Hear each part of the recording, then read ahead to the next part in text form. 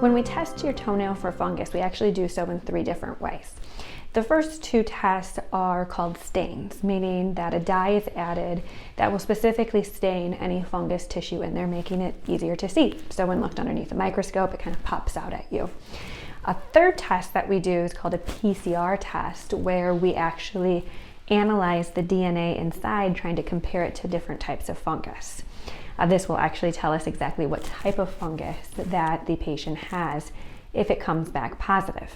Now, if all 3 of these tests come back negative, that means that you don't have fungus. There are some very rare instances where we have something called false negatives, where it comes back negative even though fungus is there. This is most often seen if you've been using an antifungal routinely, and therefore that's in the system, so it kind of kills or deadens the fungus and makes it harder to find. So if you have negative results and you've recently been using some form of antifungal therapy, I recommend you talk to your doctor about that to help them rule out whether or not this was a false negative. Now, if it comes back negative, now what do? So the most common reason that the nail will still be abnormal after a negative fungus result is because of trauma.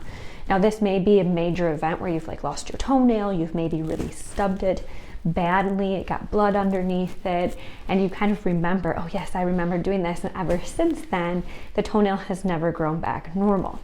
What happened was that the nail was damaged not just in the portion that you can see, but deep inside underneath the skin where the matrix lives. This is the nail root where the nail is developed.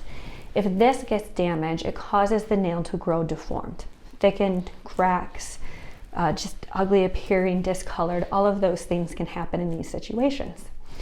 Now, it also doesn't need to be a major event. It can also be what we call microtrauma, or small repetitive damage to that root. This can be from shoes, different sports like running or dancing that causes this repetitive injury to that toenail, which then can cause damage to that matrix. Now, when we have this type of damage, our treatment options can be pretty limited because we can't really repair the root or the nail matrix. So a lot of the treatment revolves around trying to make the nail less ill-appearing and not painful. This typically involves sometimes routine debridement and trimming of that nail. Sometimes this has to be done professionally because the nail can get considerably thick. There are medications you can apply to the toenail that make it softer and easier to manage. Now, for some people, the nail may be so grotesque or be repetitively painful that you can actually opt to have that toenail permanently removed. Toenails serve no actual function, and you can easily live without a toenail. So if it is something that is just a major annoyance or seriously painful, then of course we just remove the toenail, and we do so permanently, meaning that we then permanently damage that root so it no longer produces a nail. Now, I often get asked, if I just remove the toenail and let it grow back, will it grow back normal?